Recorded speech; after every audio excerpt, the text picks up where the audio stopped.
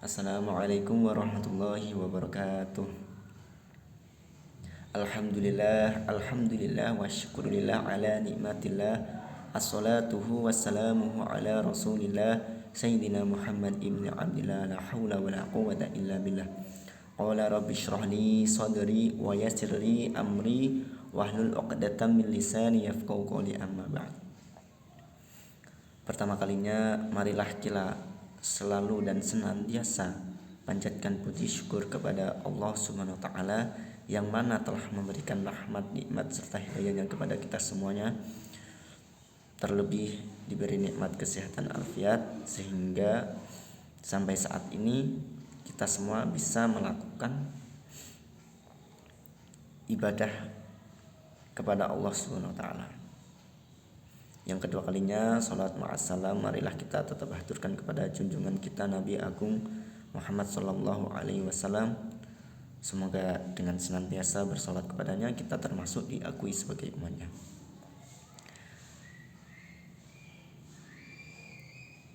Saya sendiri di sini sebagai mahasiswa Institut Agama Islam Negeri Kudus, Prodi Ilmu Al-Quran dan Tafsir, terkait tugas ujian akhir semester 1 dari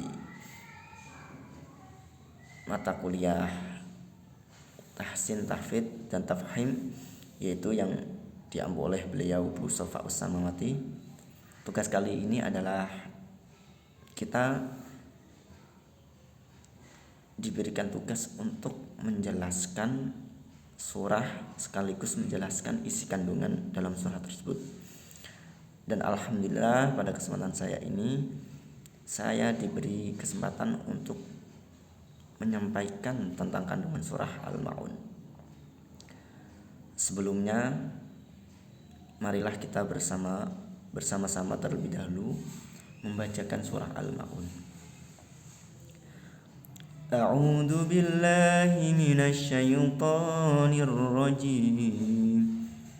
Bismillahirrahmanirrahim. Ara'aital ladzi yukadzibu bid-din fadzalikal ladzi yad'ul yatim wa la yahuddu 'ala ta'amil miskin. Fawailul lil musallin alladzina hum an salatihim sahun alladzina hum yura'un wa yamna'unal ma'un. Shadaqallahul adzim. Ada ulama yang mengatakan bahwa surat ini selain dinamakan surat Al-Ma'un, juga ada yang menamakan surat Ad-Din. Juga ada ulama yang mengatakan surah yatim, dan juga pula ada ulama yang mengatakan surah ini diberi nama takdzib. Surah Al-Ma'un ini terdiri dari 7 ayat, termasuk wahyu ke-17 yang diturunkan kepada Nabi Muhammad SAW. Dan surah ini sendiri di Al-Quran berada dalam nomor urut 107. Surah nomor 107. Dalam surah Al-Ma'un ini menjelaskan tentang ketika pada waktu itu ada orang kafir yang bernama Abu Sufyan dan Abu Jahal. Waktu itu seorang Abu Sufyan adalah seseorang yang musyrik atau kafir dan mempunyai kegiatan yang seminggu sekali dilakukan, yaitu menyembelih unta.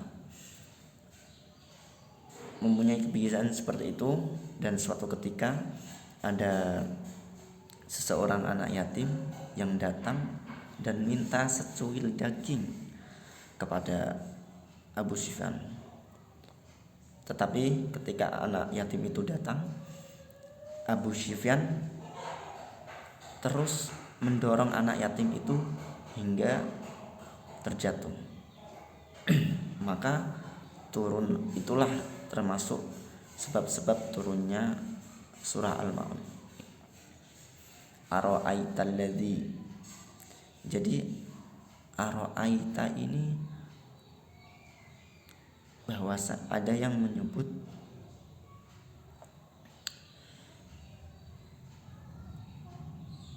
ara'aital ladzi yukadzibu biddin. Apakah kamu tahu orang yang mendustakan agama? Tahukah kamu? Jadi ara'aita ini selain menyebutkan bahwa tahukah kamu, Allah juga mengisyaratkan apakah engkau sudah lihat? Jika kamu belum lihat, maka Allah akan beritahu. Ara'aital ladzi yukadzibu biddin. Tahukah kamu orang yang mendustakan agama itu? Fadzalikal ladzi yad'ul yatim. Maka orang yang mendorong, tidak memberi dan menghardik anak yatim, tidak memberi orang miskin. Fadzalikal ladzi yad'ul yatim, maka itulah orang yang menghardik anak yatim. Ara'aital ladzi yukadzibu biddin fadzalikal ladzi yad'ul yatim wala yahuddu ala ta'amil miskin. Wala yahuddu, dan tidak mendorong memberi makan orang miskin. Yahuddu, kata yahud ini artinya mendorong. Maka dalam konteks ini mendorong diri kita atau menganjurkan diri kita untuk bisa memberi makan kepada orang miskin. Wala yahuddu ala ta'amil fawailul lil musallin. Maka celakalah orang yang sholat. Dalam mulai ayat 4 ini ada perbedaan pendapat ulama tentang diturunkannya surat ini. Ada yang berpendapat bahwa ayat 4 sampai 6 ini diturunkan di kota Madinah. Dan ulama yang menyebutnya ayat Madinah. Sedangkan ayat yang 1 sampai 3 turun di kota Makkah. Tapi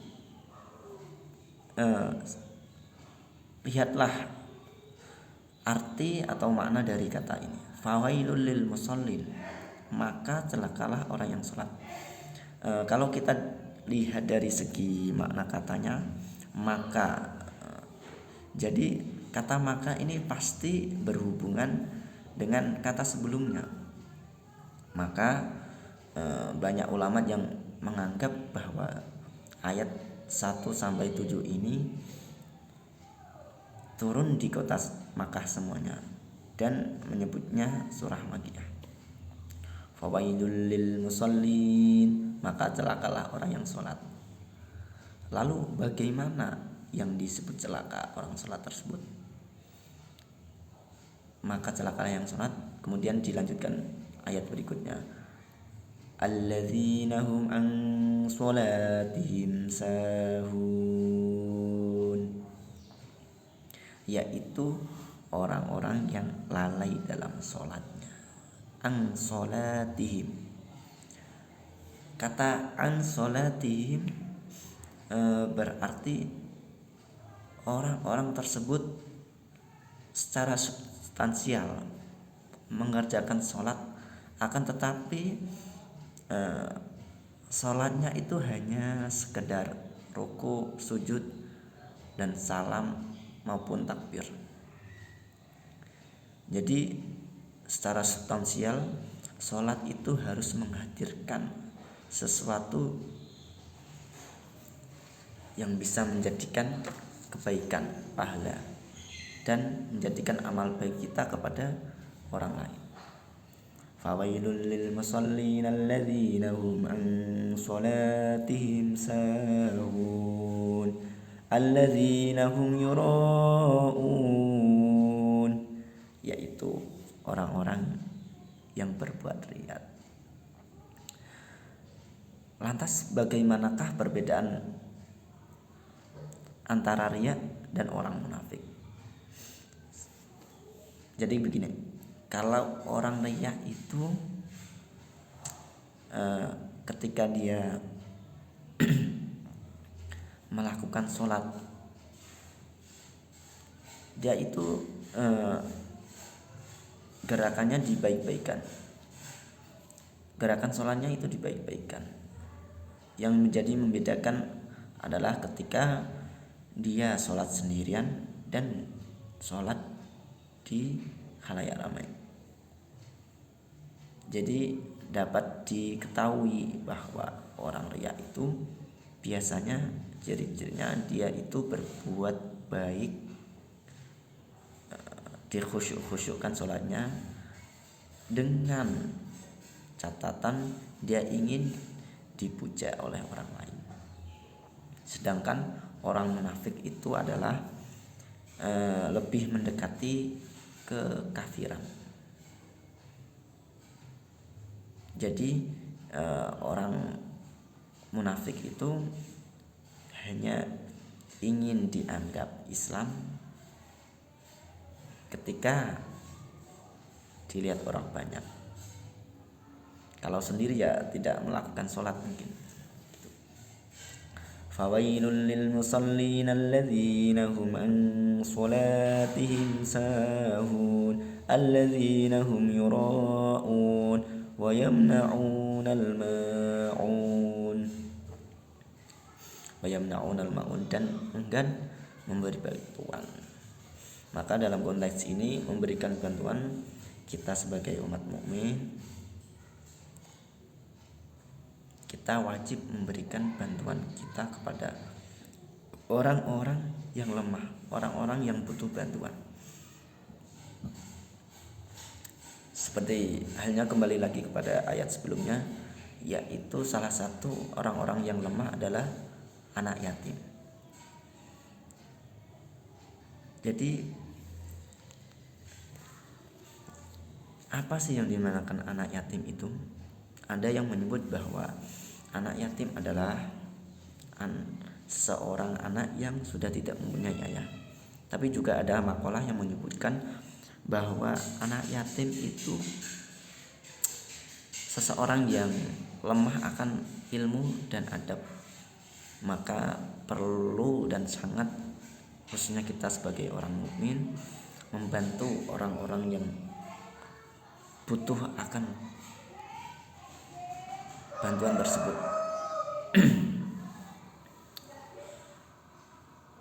Maka dalam surat Al-Ma'un ini saya akan memberikan sedikit kesimpulan terkait surah Al-Ma'un ini. Jadi yang pertama adalah tentang substansi.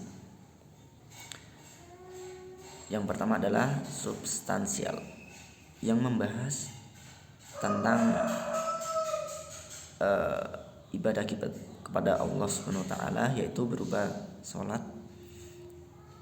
Karena dalam sholat kita harus menjadikan suatu bentuk pengagungan sekaligus melahirkan upaya-upaya kita untuk membantu umat yang lemah, memberikan amal yang baik. Jadi kita memahami sholat itu bukan hanya sekedar berdiri, takbir, sujud, kemudian salam.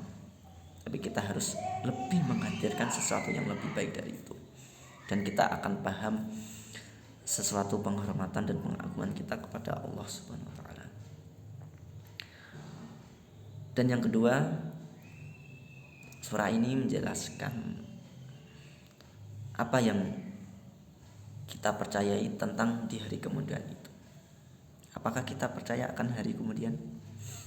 Maka lalu bagaimana rasa percaya kita tentang hari kemudian itu? Apabila kita percaya kepada hari kemudian, pastilah kepercayaan kita itu harus menghadirkan sebuah amal baik tentunya, yang bisa menjadikan kita mendapatkan ganjaran. Misalnya saja ketika kita mempercayai sesuatu, contohnya kita sakit, kita harus mempercayai suatu obat tersebut agar bisa menyembuhkan penyakit kita. Karena dengan kepercayaan tersebut, itulah sebuah buah dari kepercayaan tersebut yang akan dihadirkan dalam hari kemudian. Yang ketiga, dari sini kita bisa melihat dua sisi hal yang sangat bagus. Yang pertama adalah tentang bagaimana sholat kita selalu diingatkan oleh Allah SWT. Dan yang kedua adalah cara bagaimana kita membantu kepada anak yatim atau orang-orang yang membutuhkan, orang miskin. Maka dalam dua konteks ini saya bisa menyebutkan yang pertama adalah bagaimana hubungan kita kepada Allah SWT, dan yang kedua adalah tentang bagaimana hubungan kita terhadap sesama manusia, terutama yang lebih membutuhkan. Dan yang keempat, sekaligus penutup dari akhir surah ini adalah tentang ketika kita memberikan sesuatu kepada orang lain, maka jangan anggap sesuatu itu sebagai sesuatu ganjaran yang sesuatu hal yang secara otomatis bisa memberi ganjaran terhadap kita. Karena kita sebagai orang mukmin, kita harus paham betul seperti yang dijelaskan dalam surat ini. Kita harus tahu kita akan memberikan kepada siapa, sekaligus kita harus tahu hal tersebut merupakan kebutuhan oleh siapa.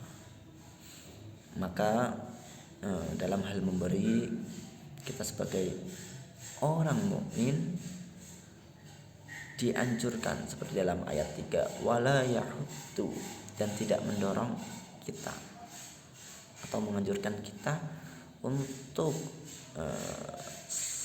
selalu memberi makan orang miskin, selalu memberi makan anak yatim, karena itulah termasuk menjadi kebutuhan-kebutuhan yang sangat dibutuhkan oleh mereka.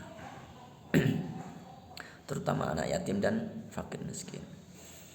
Karena dalam ayat ini nilainya adalah menganjurkan kebaikan, menganjurkan memberi makan. Nilai minimal kita sebagai orang mukmin, kita bisa memberikan